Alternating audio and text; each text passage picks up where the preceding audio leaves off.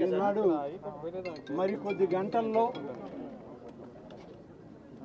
మనం వైకుంఠ ఏకాదశి పర్వదిన కార్యక్రమాలు ప్రారంభమవుతున్నాయి.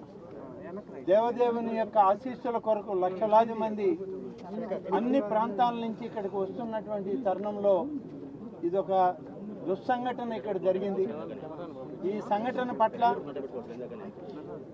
మన ముఖ్యమంత్రి శ్రీ చంద్రబాబు నాయుడు గారు ఆయన దిగ్భ్రాంతిని వ్యక్తం చేయడం, వారితో మరి భారత ప్రధానమంత్రి గారు కూడా వారి యొక్క బాధను వ్యక్తం చేయడం, ఉప ముఖ్యమంత్రి గారు కూడా వారి బాధను వ్యక్తం చేయడం, ఇవన్నీ కూడా చూడడం జరిగింది.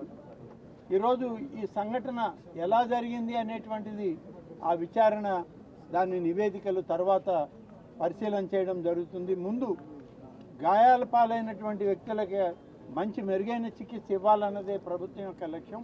ముఖ్యమంత్రి గారి ఆదేశాలు కూడా అలాగే ఉన్నాయి.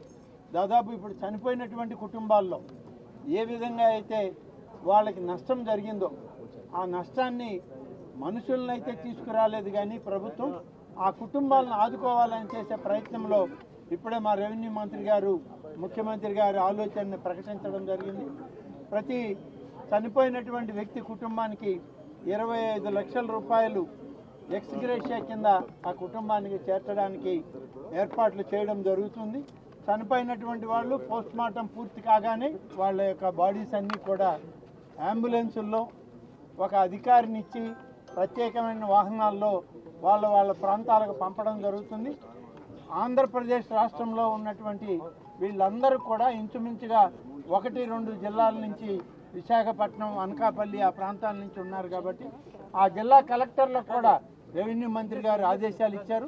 అక్కడ కూడా ఉండి ఈ కుటుంబాలకి మరి అన్ని విధాలుగా తోడుగా ఉండాలని చెప్పి అక్కడ మా శాసనసభ్యులకి, మంత్రులకి అందరికి కూడా ఇప్పటికే ఆదేశాలు పంపడం జరిగింది.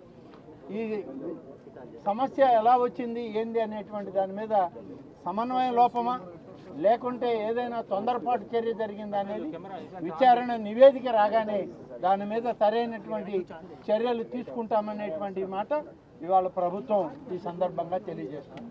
Thank you.